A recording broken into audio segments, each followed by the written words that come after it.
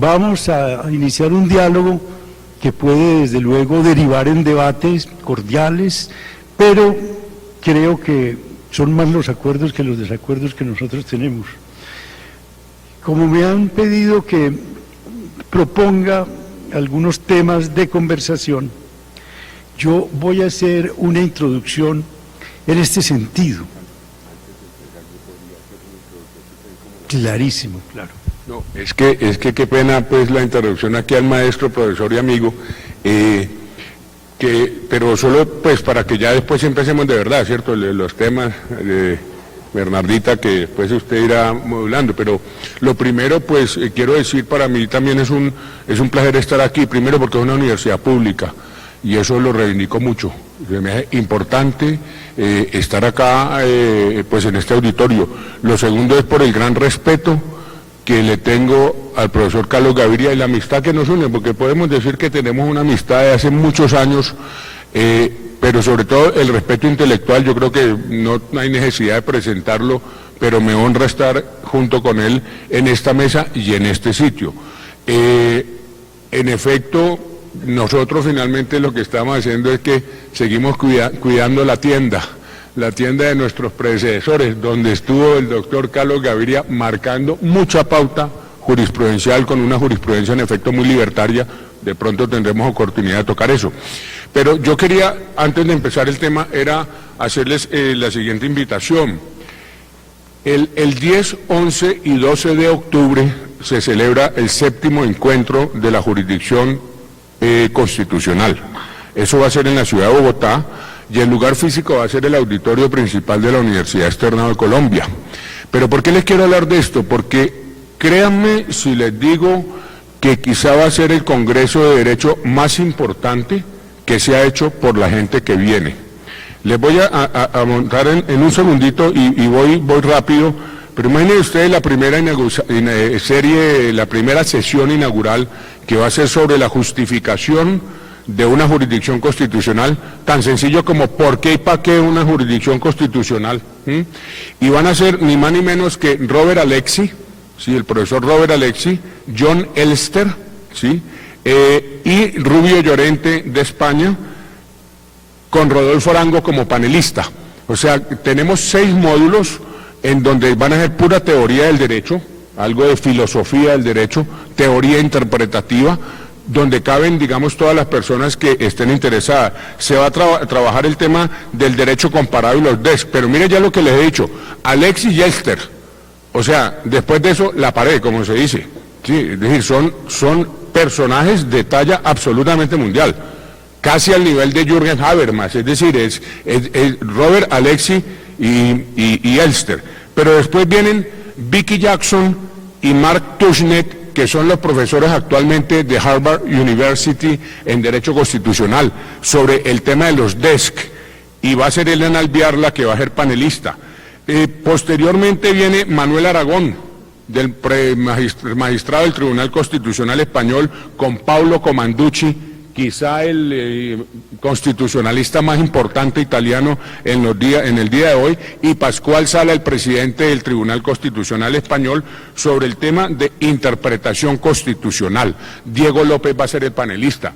Después viene otra sesión sobre la tensión entre las Cortes Constitucionales y los otros poderes del Estado, donde va a estar Lawrence Sayer, que es ha escrito mucho sobre ese tema y es el decano de la Facultad de Derecho de la Universidad de Texas, con Dominique Rousseau, francés, que es quizá también hoy, por ejemplo, el director de la revista de Derecho Público francesa, y ahí va a estar Néstor Osuna como panelista.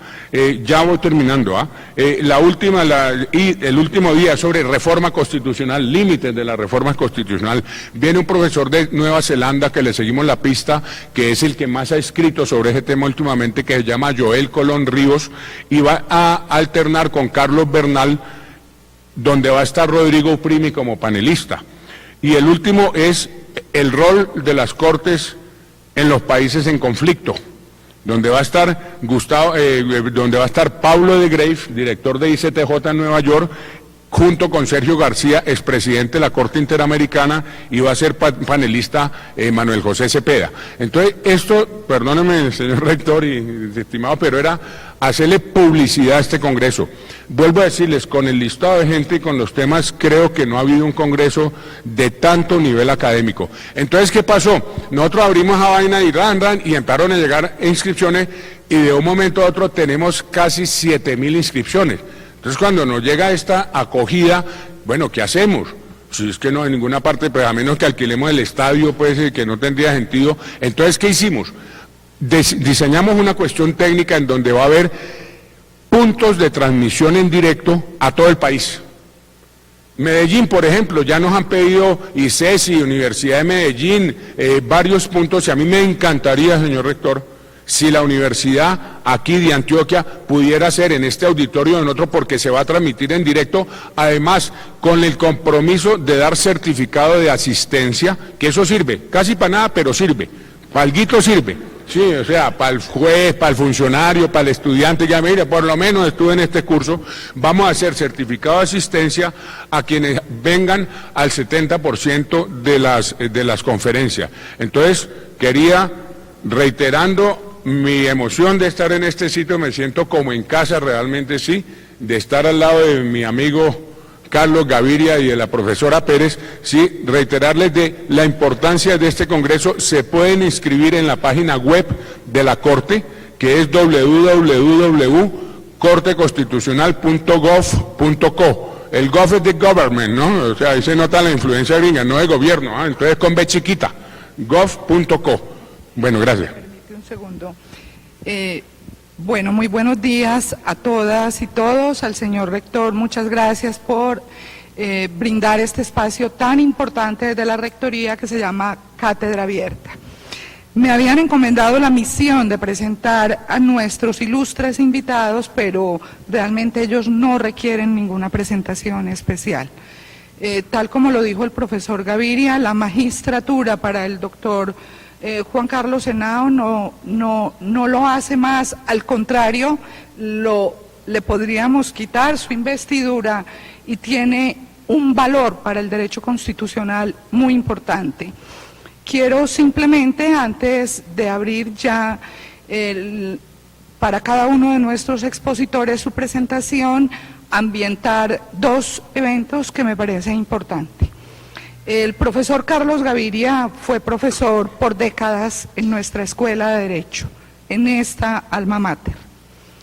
Yo recuerdo muy bien, en los tiempos de la séptima papeleta, la convocatoria a la constituyente, yo ya era egresada a la sazón, y la facultad hizo algunos foros para discutir el tema. Y quiero que el doctor Gaviria ahora en su exposición se refiere específicamente a este asunto. Él era altamente pesimista con un proceso constituyente. Recuerdo esos foros tan emotivos que se hicieron en nuestra Facultad de Derecho, donde se tomaba muy en serio lo que significaba un proceso constituyente y la preocupación que se cernía tras de dicho proceso. Quizá 2 años después, lo vimos en los pasillos de nuestra facultad, deambulando, y a alguno le preguntamos: profe, a usted lo pusieron en una lista para la Corte Constitucional, usted va a ir a hablar con algunos congresistas, porque nos han dicho que eso requiere un lobby importante, ir a hablar con congresistas y demás para obtener dicho mérito. Y sé y me consta que el profesor Gaviria no se movió de la ciudad y obtuvo su curul en la Corte Constitucional, y todos sabemos pues de la labor tan importante que hizo en dicha Corte, y posteriormente pues ya en el ámbito de la política, en el Congreso, y actualmente como funge de simple militante del Polo Democrático Alternativo.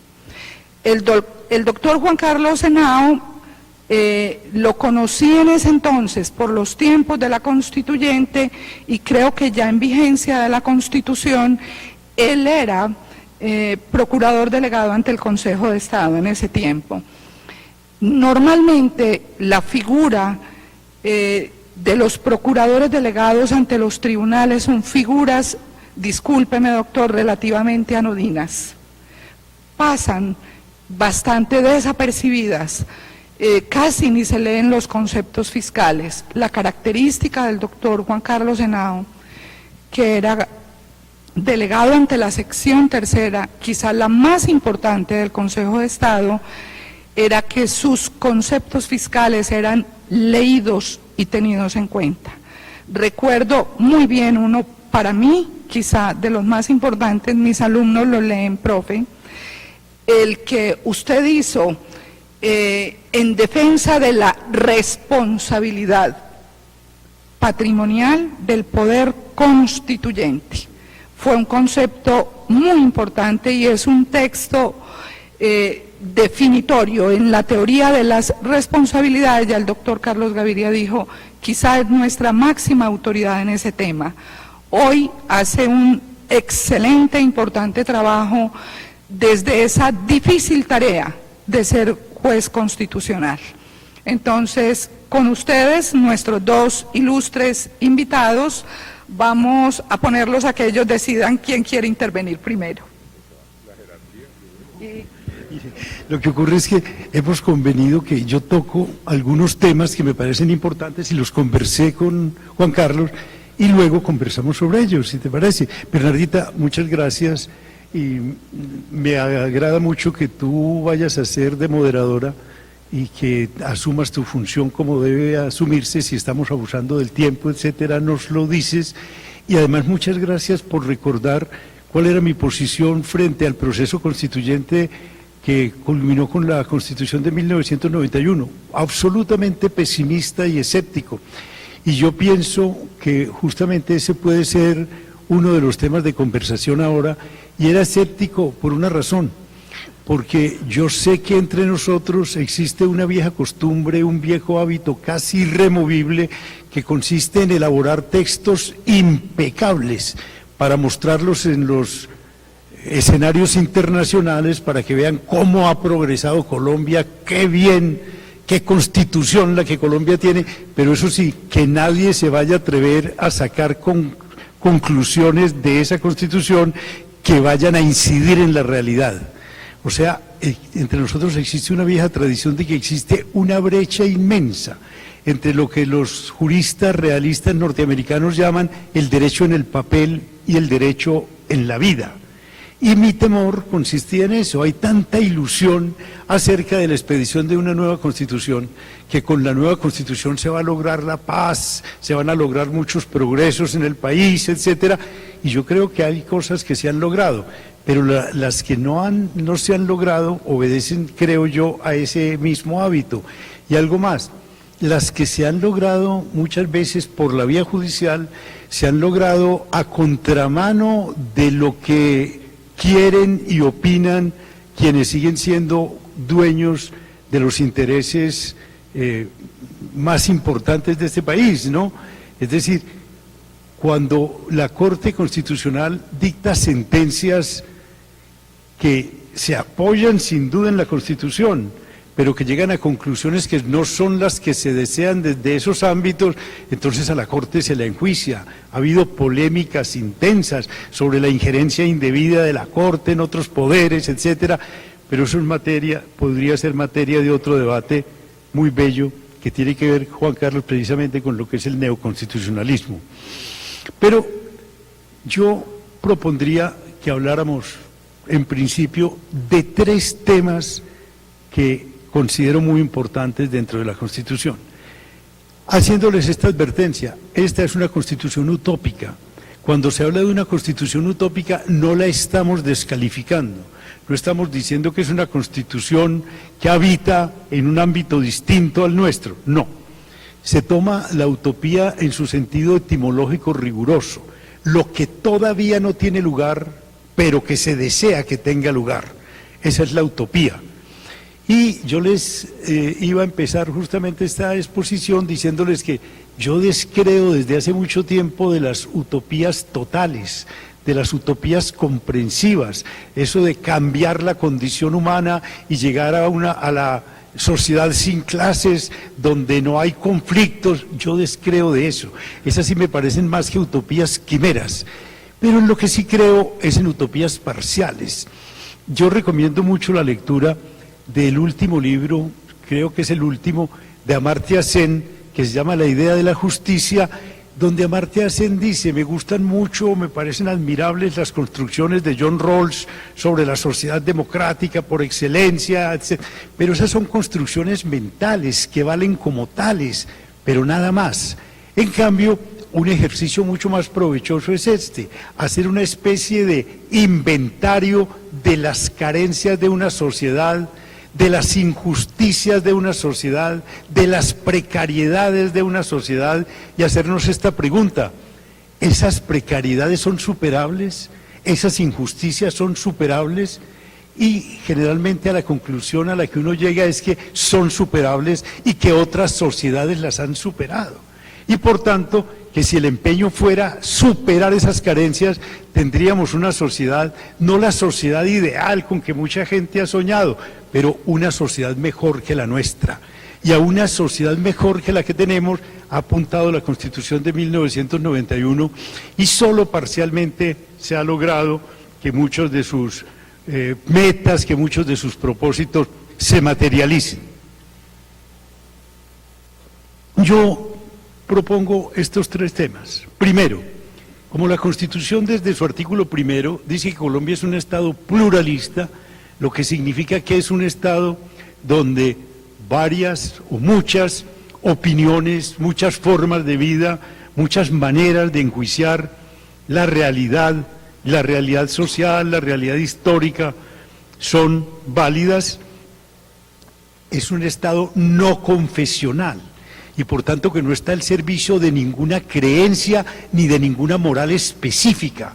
Y entonces los debates que esta Constitución suscita deben llevarse a cabo con lo que autores como John Rawls llaman precisamente la razón pública, es decir, argumentos que puedan persuadir a cualquier persona, o que al menos cualquier persona sepa por qué no los comparte. A la razón pública se opone la razón privada, que son las creencias. Temas como el aborto y la eutanasia se siguen discutiendo aquí con argumentos de razón privada. Yo creo en Dios, creo que Dios hizo la vida, que Dios es el único que puede quitarla, etcétera. Y entonces, quienes no comparten esa visión no tienen nada que decir y el discurso se acabó. La razón pública sería esta: ¿estamos de acuerdo con que la vida debe ser respetada? Sí, estamos de acuerdo, creo. Bueno, siempre, y alguien diría siempre, yo diría, bueno, pero existen instituciones como la legítima defensa y el estado de necesidad, bajo las cuales la vida del otro no merece todo el respeto que merece en ocasiones normales. Y por tanto es posible buscar otras situaciones similares en las cuales acordemos que la vida no merece el respeto que en otras ocasiones merece. Y entonces entraríamos en el plano de temas como el aborto y como el de la eutanasia. Eso me parece muy importante. Que los debates tengan lugar con argumentos de razón pública, donde puedan participar creyentes y no creyentes, católicos y no católicos, agnósticos, ateos, porque un tema como ese, si la vida debe ser respetada o no, le toca a todo el mundo, ¿cierto? Me gusta además otro tema que en la Constitución se introdujo y que es nuevo en nuestro constitucionalismo, que es el tema de los derechos económicos, sociales y culturales, que eran desconocidos dentro de nuestra tradición constitucional. Y entonces temas como eso: ¿existe realmente un derecho a la educación? ¿Existe realmente un derecho, y un derecho como lo trata nuestro amigo común Rodolfo Arango, un derecho fundamental a la salud, un derecho fundamental a la educación, y por tanto, si son derechos exigibles, un derecho a la vivienda digna, un derecho a la alimentación digna? Esos son temas completamente nuevos dentro de nuestro constitucionalismo y que han dado lugar a debates sumamente importantes. Y el tercero, que me parece también de gran trascendencia es el tema de la autonomía de las jurisdicciones indígenas, el tema de constituir a los indígenas en ciudadanos de primera. Yo, siendo magistrado de la Corte, redacté una sentencia que parecería absolutamente anacrónica, mediante la cual una ley de 1890, dictada bajo la Constitución de 1886, se refería a los indígenas como los salvajes que vayan reduciéndose a la civilización, serán educados bajo el dogma y la moral católicos, etcétera.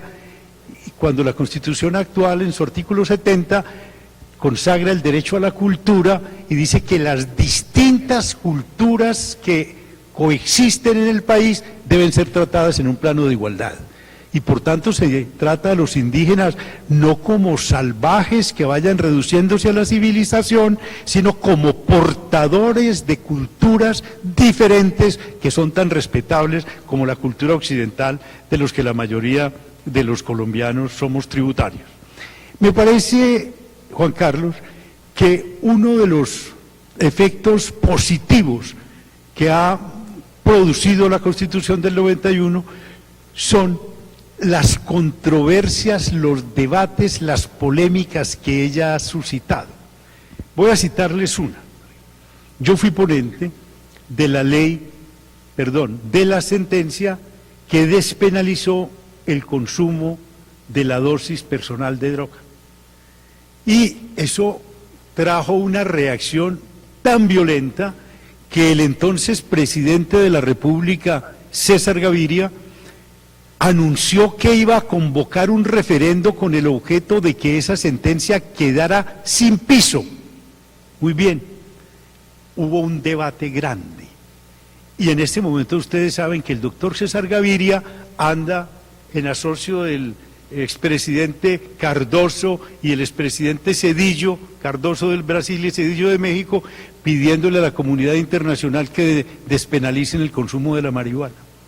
Esos son efectos que producen los debates. ¿Por qué? Porque generalmente cuando se trata de temas como esos, como el consumo de droga, como la eutanasia, como el aborto, como si son o no derechos, los derechos económicos, sociales y culturales, entonces la gente que reacciona en contra de decisiones que avalan ese tipo de pronunciamientos, reaccionan es con base en prejuicios, con argumentos meramente emocionales, pero cuando advierten que del otro lado hay argumentos de peso, tienen que empezar también a armarse de buenos argumentos para entrar en el debate. Y muchas veces entonces, cuando uno asume responsablemente una controversia de esa naturaleza, no tiene inconveniente en adoptar el punto de vista del contradictor si es que piensa que el contradictor está aduciendo buenas razones. En estos campos, en el campo del derecho, en el campo de la moral, en el campo de la ética, no puede decirse es que yo tengo la razón. En esos campos no hay verdades, al menos desde la manera que yo tengo de enjuiciar ese tipo de problemas. Lo único que uno puede decir es yo tengo buenas razones para sostener este punto de vista, pero estoy abierto a escuchar las buenas razones que el otro tenga. Y por tanto, esos debates me parece que son altamente benéficos. Y creo que en esos tres temas, el Estado como un Estado no confesional que invita a que estas controversias tengan lugar mediante argumentos de razón pública y no argumentos de razón privada. En segundo lugar, la vigencia de los derechos económicos, sociales y culturales que serían absolutamente exóticos dentro de una democracia liberal como la que triunfa en la Revolución Francesa en 1789 y finalmente la incorporación del pluriculturalismo de la cual se desprende la autonomía de las autoridades de los pueblos indígenas para administrar justicia en función de los usos y costumbres de los indígenas y no con base en los códigos que hacen parte del derecho hegemónico. De modo que esos temas me parecería, si ustedes introducen otros también bienvenidos, pero como los puntos de discusión que la Constitución propone son infinitos, tenemos que hacer una elección y creo que esos tres serían pertinentes. ¿Estás de acuerdo, Juan Carlos? Bueno, pues, no sé si... Sí, no, usted. Digamos muy lúcido lo que se está diciendo, porque son tres temas del mayor interés y la idea creo que es hacer una especie de lo que se llama hoy en día conversatorio, ¿no? Sí, en donde supongo que habrá también participación, ¿cierto?, del público. Pues vamos por partes. Yo sigo el mismo orden, digamos, en eso también me declaro como el profesor Gaviria, pues un utopista moderado. Sí, es decir, no tanto en la onda de Bakunin, de Jean-Pierre Proudhon, sí, sino una persona, como él lo decía de una manera como siempre profunda y sencilla, es que la utopía significa que lo que no tiene lugar pero se desea que tenga lugar. Y eso está muy vinculado con el sueño del ser humano, con las ilusiones del ser humano, de cualquiera, entre otras desde la vida individual hasta las vidas colectivas. Digamos, el utopismo ha sido una corriente filosófica fundamental en las sociedades y en el pensamiento de la teoría política, quizá de los que más ha aportado.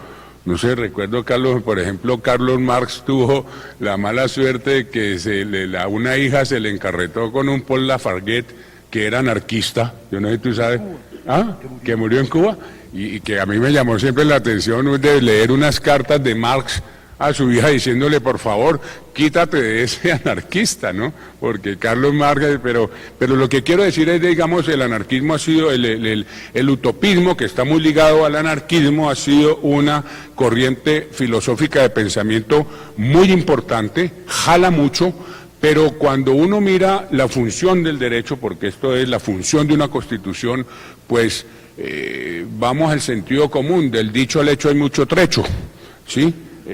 Nuestra constitución es una constitución dadivosa de derechos, múltiples derechos, vamos a desarrollar poco a poco, y la función obviamente del Estado en general y de una jurisdicción constitucional en concreto es de ir avanzando, de irle ganando terrenos a esa utopía, de irle colocando topos, ¿sí?, a los derechos en una forma escalonada, pero siempre sabiendo que ese es el norte que tiene que tener una constitución.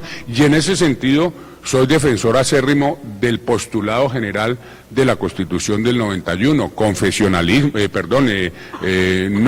Estado no confesional, Estado social de derecho, con todas las implicaciones que tiene, pluriculturalismo, pluralismo, Estado incluyente, democracia real, justicia real. Ese es el norte de la sociedad colombiana. Y eso es lo que hace una constitución, fijar nortes, faros, ¿sí? No es que uno diga, es que no hay pobreza. Claro que hay pobreza, por favor. Siguen habiendo masacres, siguen habiendo lo que queramos, pero el pensamiento constitucional, por definición, tiene que ser optimista, ¿sí? El pensamiento constitucional, y es decir, yo creo, profesora Pérez, que para uno dictar clase de derecho, pues tiene que ser optimista. Porque es que si no, apague y vámonos. Es decir, si uno ve lo que produce la realidad y lo que produce el discurso jurídico, que en Colombia está muy disasociado, no está asociado, es uno de los grandes problemas que tiene el efecto real de la jurisprudencia, es uno de los temas de investigación, pero yo sí creo que el optimismo tiene que marcar la lectura del derecho constitucional. No se trata, obviamente, recuerdo una frase, se me viene a la mente ahora, de Milán Kundera, que decía en este libro, L'insoutenable légèreté de l'être, la levedad del ser, sí, donde decía, el optimismo hiede a idiotez, ¿sí? Que uno dice, caramba, cuando uno es optimista y le salen con esa frase, uno dice, no, pues es que optimista cuenta de qué, mire la naturaleza humana, ¿sí? Mire las desigualdades, mire el egoísmo del ser humano. Es decir, no sea idiota, en palabras de Kundera, ¿sí? En palabras de Kundera, el optimismo hiede a idiotez. Yo no creo, porque creo que una primera postura de una jurisdicción constitucional, de los juristas, ¿sí?, de los sociólogos, de los politólogos, tiene que ser de respetar ese norte en términos generales. Ahora, sobre los temas particulares, pues claro, son relevantes. El pluralismo, empezar, la sociedad colombiana en la Constitución del 91 y a diferencia de la Constitución del 86, porque es que eso hay que decirlo claramente, porque a veces se dice que es que la Constitución del 91 no fue gran cosa. Claro que fue gran cosa, en mi entender fue un cambio casi de paradigma constitucional, donde se empezó a hablar un lenguaje distinto que está revertiendo en la sociedad, y uno de esos temas fue lo del pluralismo.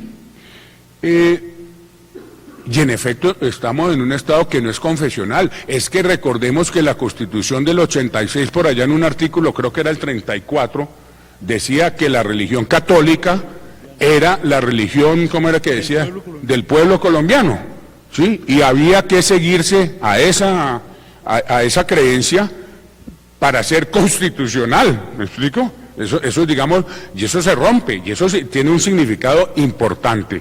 Y lo tiene porque en efecto yo también creo este tema de la moral pública y no de la moral privada.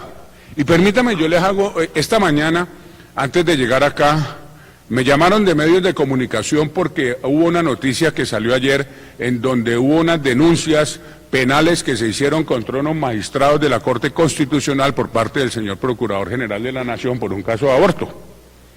Entonces, ¿usted qué opina de eso? Le dije, mire, ¿qué opino? Uno, el procurador puede, que no fue él, pero fue su procuradora delegada, Ilva Miriam Hoyos, procuradora delegada de familia. Los hechos, ¿cuáles eran? Básicamente, sacamos, entre otras, eso fue una sala de revisión compuesta por, y yo cosa rara, denunciaron a Sierra y a Vargas, pero no a María Victoria Calle. ¿Por qué? Vaya uno a ver por qué no la... Cuando la han debido meter en la misma, por lógica debió estar ahí, yo lo hablé con ella, sí, lo hablé con ella. Entonces, uno dice... Primero, el procurador puede denunciar, claro, todo el mundo puede denunciar, claro. Segundo, ¿los magistrados tenemos corona? No, no tenemos corona, somos objeto de denuncias. Pero, ¿qué hay detrás de eso? Digamos, ¿qué hay detrás de eso? El tema no es si se denuncia o no, porque bueno, que se denuncie. ¿Y usted qué piensa que debe hacer la comisión de acusaciones? Pues que haga su trabajo, allá verá si el día de mañana condena, porque ¿cuál era el tema que se estaba discutiendo? Que es la noticia que está, ustedes saben que este país produce noticias cada día, una pelotera de noticias, ¿sí? La noticia era, bueno, ¿qué fue lo que hicieron los jueces? Pues supuestamente los jueces lo que hicieron fue no denunciar penalmente a la niña que había hecho el aborto, ¿sí? Que lo pidió, no se lo hicieron, y como no se lo hicieron, ella tenía que abortar por problemas mentales y de eclampsia, sí, por problemas mentales y de eclampsia. Entonces ella terminó abortando por fuera del sistema de seguridad social, y el argumento es que como los magistrados no denunciaron a la niña, ¿sí? Podrían haber incurrido en delito de omisión de denuncia de delito. Entonces sabrá mejor que yo. Listo, que se haga la denuncia. Pero yo sí creo, y lo dije claramente, y lo repito aquí, una cosa es lo que diga la Procuraduría General de la Nación y otra cosa es lo que diga la Corte Constitucional. Sí, yo quiero hacer sobre eso una observación que me parece que es sumamente importante. Yo voy a hacer una afirmación totalmente clara y radical. A mi juicio, el señor Procurador General de la Nación no está habilitado para cumplir esa función. Y eso tiene que ver con lo que yo ahora les dije, que yo no creo que en este campo haya verdades ni alguien que tenga razón, sino que tenga o no buenas razones para defender un punto de vista. El señor Procurador General de la Nación es católico y casi todos los colombianos lo son. Eso no es ningún defecto, ninguna falta, pero él tiene que saber que su misión no consiste en darle preeminencia a su creencia en el dogma católico sobre lo que la Constitución establece y la Constitución interpretada por su intérprete natural, que es la Corte, y él insiste en que como él es católico, él tiene la verdad, él tiene la razón y que los equivocados son los otros.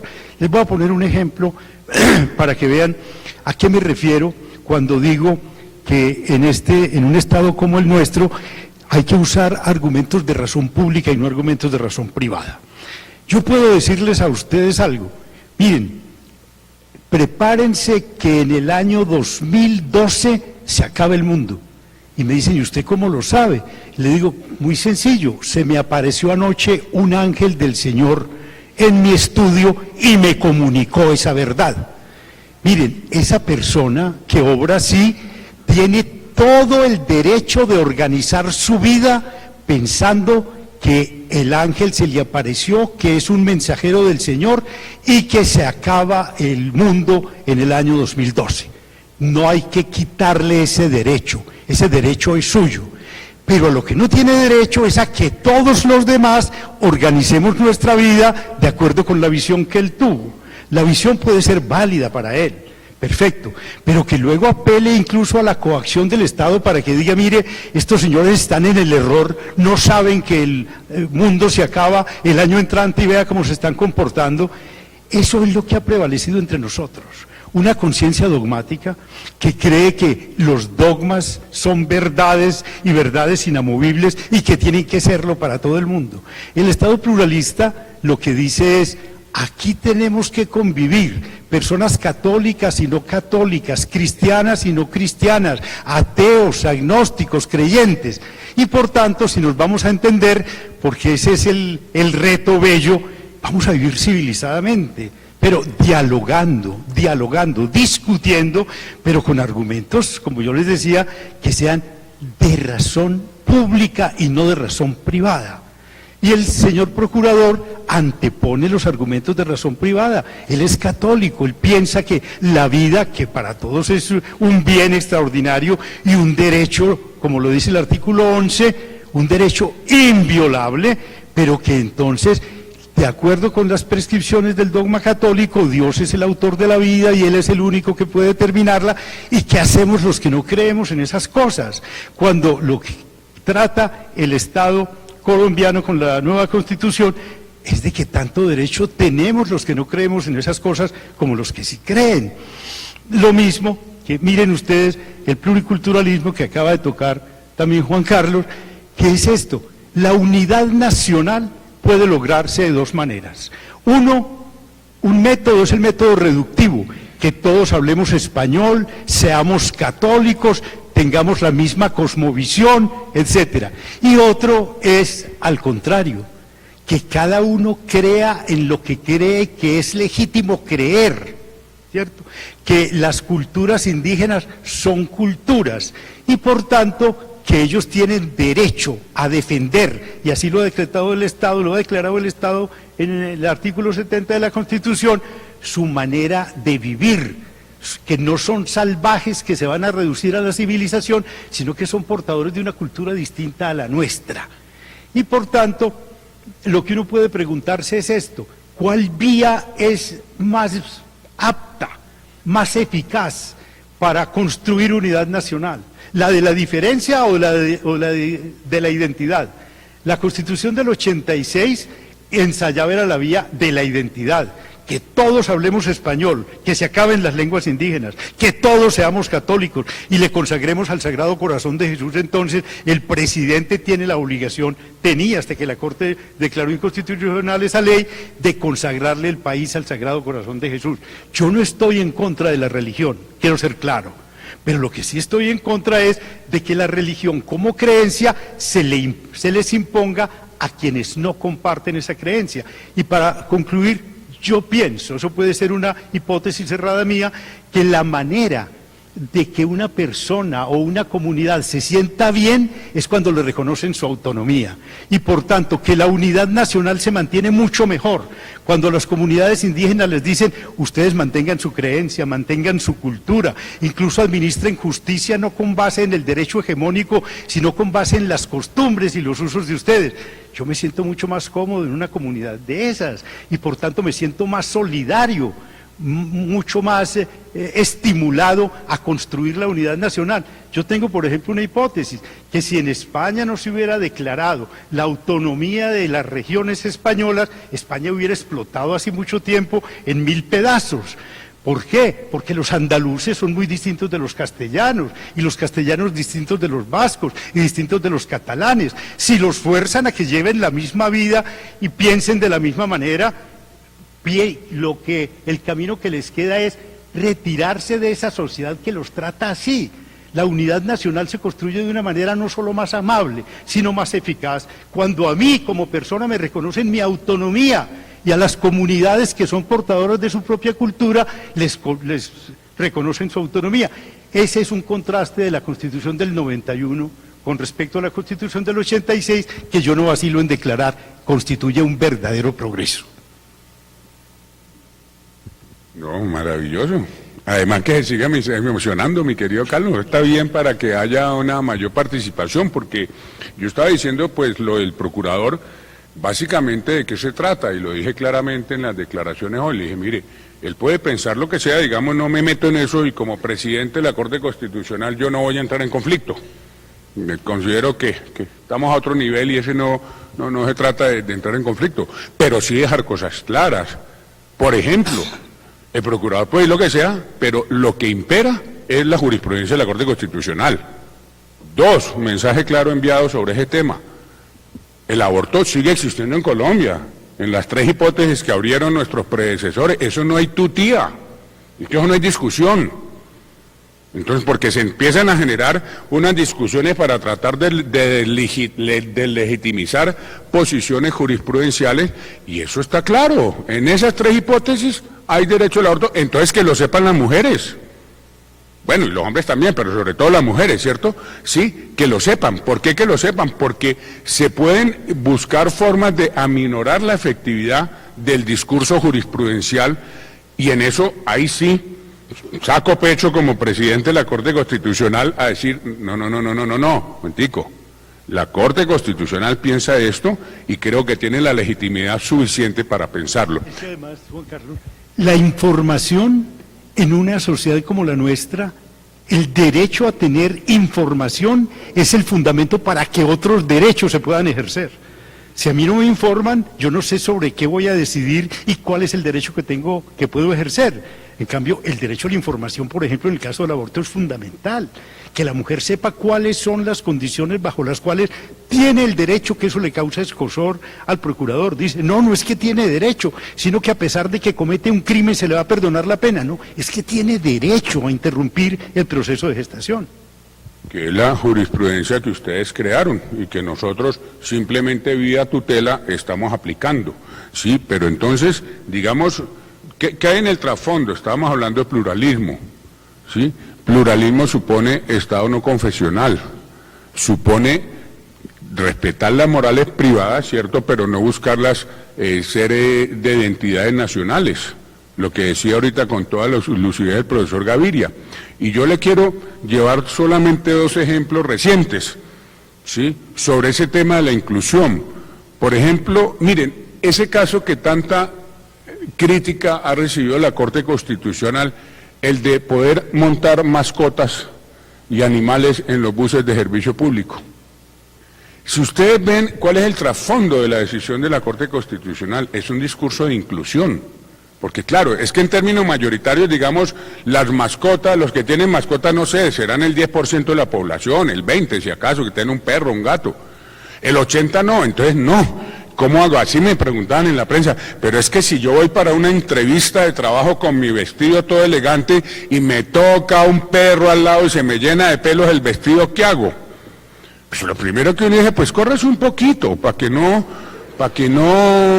se le peguen los pelos. Pero ojo, ¿qué es lo que hay detrás de eso? Es un discurso de inclusión, un discurso de tolerancia, un discurso de aceptación de lo otro, y un discurso que es el de realmente de fondo. Estamos frente a una democracia constitucional o una democracia de mayorías. ¿Cuál es el tema? Y ese es el tema que plantea el neoconstitucionalismo. Sí, sobre todo eso, que es que aquí se piensa que en la democracia el principio de mayoría lo resuelve todo, y en la democracia constitucional no.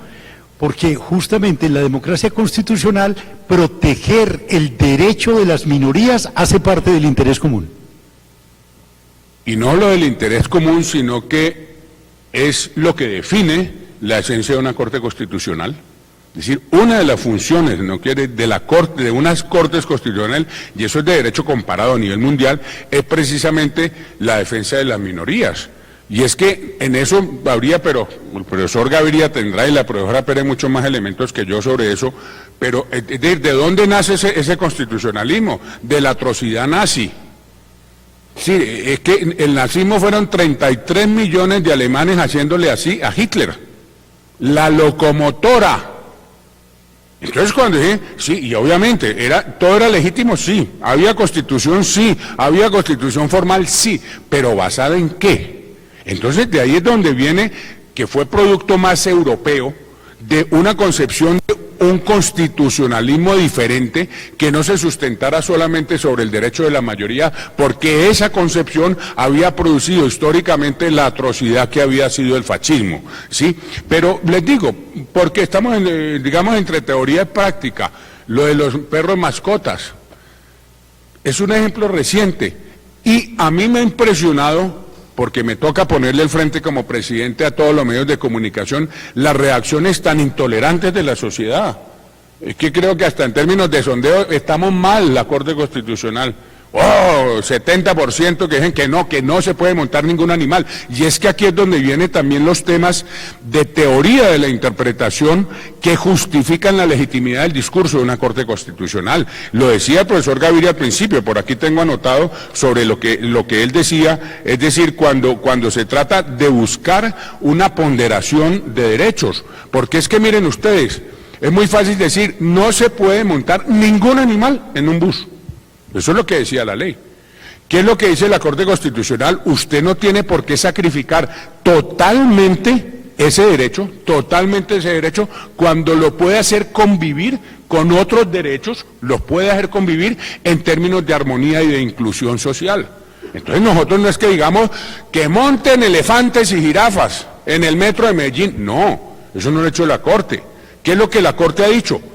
Respetemos a la gente que tiene animales, mascotas, libertad de empresa del señor empresario, reglamente, pero no excluya, que vuelvo al punto del discurso excluyente y de identidades en donde todos somos uno, ¿sí? O el de la diversidad en donde hay lugar a este pluralismo. Mucho más hermoso, sin lugar a dudas, la segunda hipótesis. Y eso me trae a colación otro ejemplo, que también ha sido criticado, el ejemplo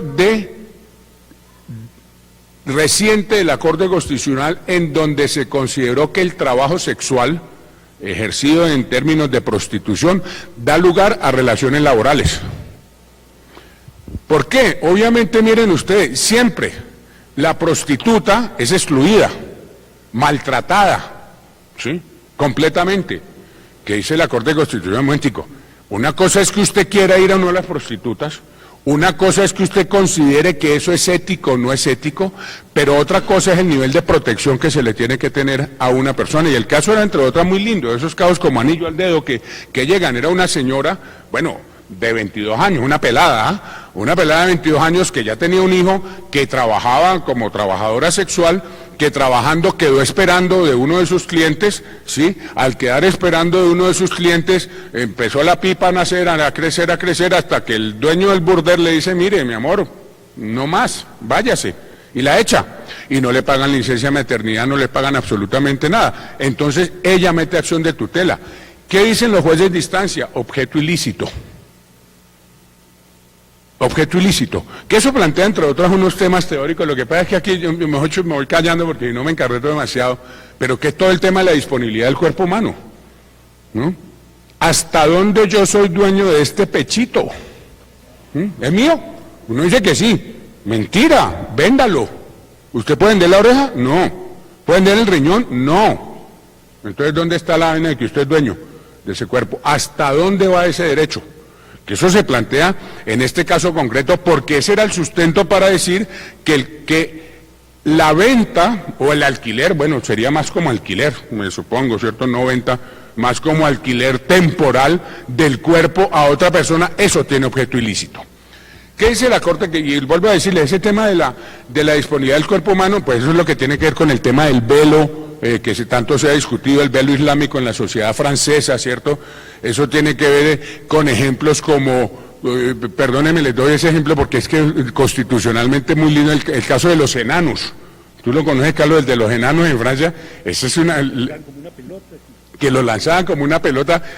Ojalá no me pierdan lo que estoy diciendo porque estoy en paréntesis, pero miren ese caso solo para temas de reflexión, porque creo que se trata de eso hoy. Una discoteca en Francia. Y un empresario, dueño de la discoteca, se le ocurre una idea genial.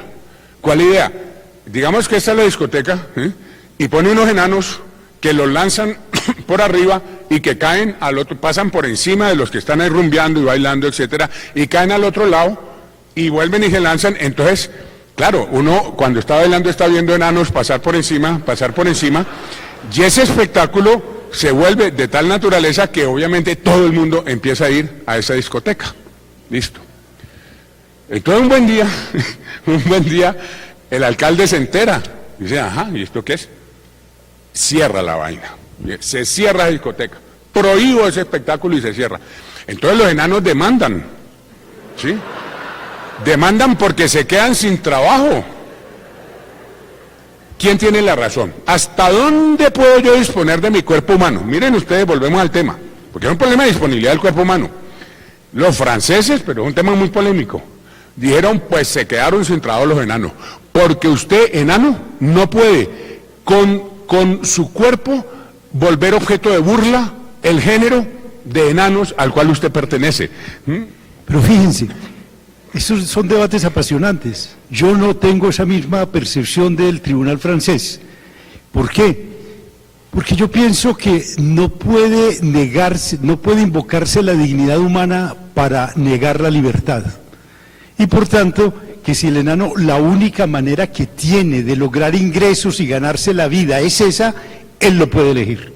Pero naturalmente, ahí tiene usted, yo no puedo decir yo tengo razón frente a Juan Carlos o Juan Carlos tiene razón frente a mí, sino que los dos tenemos que arguir y yo tengo que llenarme de buenas razones para convencerlo a él y él para convencerme a mí. Ese es el diálogo en una sociedad pluralista.